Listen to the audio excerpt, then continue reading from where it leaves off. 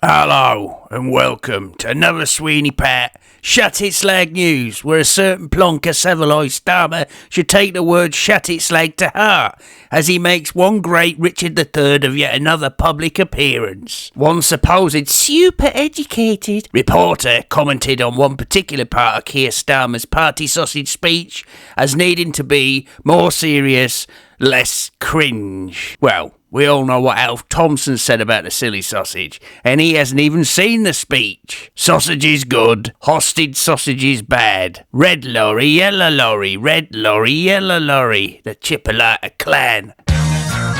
You slag! You slag!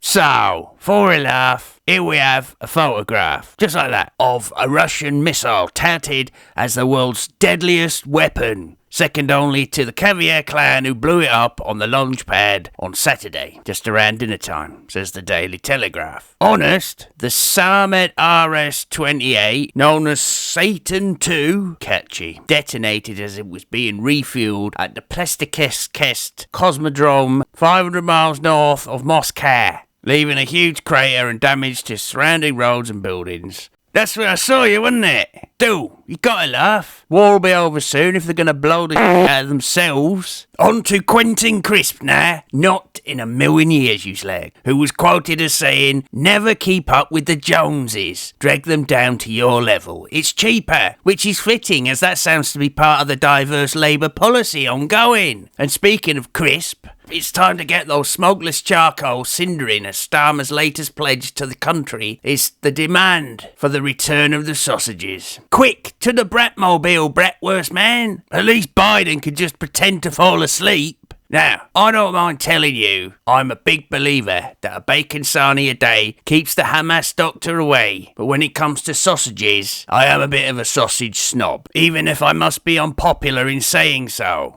Okay. And by adding more sausages to the mix, is likely to encroach on the already diverse kinds of sausages already available. Whether it be at the supermarket, at the butcher's, at the local shop, they're everywhere. The Haiti people prefer hot dogs, which is a staple of American culture, though we too have a growing number of sausages housed in salt water. Though as someone from Greendale, I am used to Cumberland sausage, which for a nation often snubbed worldwide for lacking in our culinary graces, I think the Cumberland sausage can stand tall as a quality, well-seasoned product in the world of sausages. And though European sausages are more exotic, often with toughened skin, we can unite with the blood sausage, or black pudding, that we all appreciate and enjoy.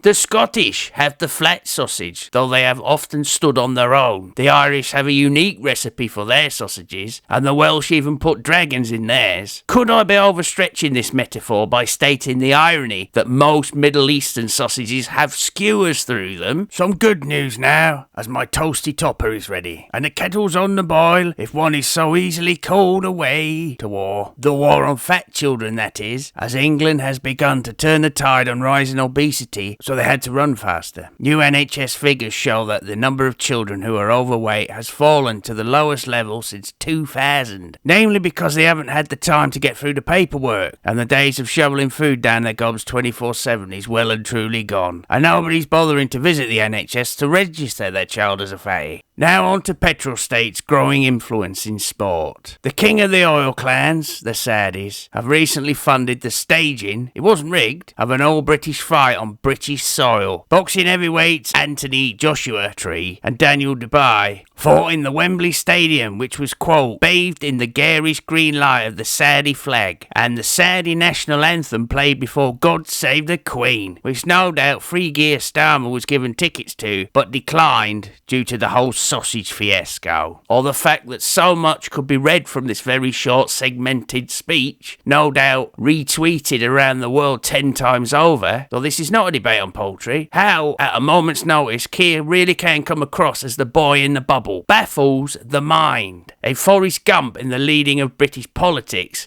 does seem to provide a slight glimmer of hope that he, through his own buffoonery, this all sounds very familiar, can sink or swim a rather overpopulated nation such as ours by piddling about like Keith Richards trying to take a breathalyzer test.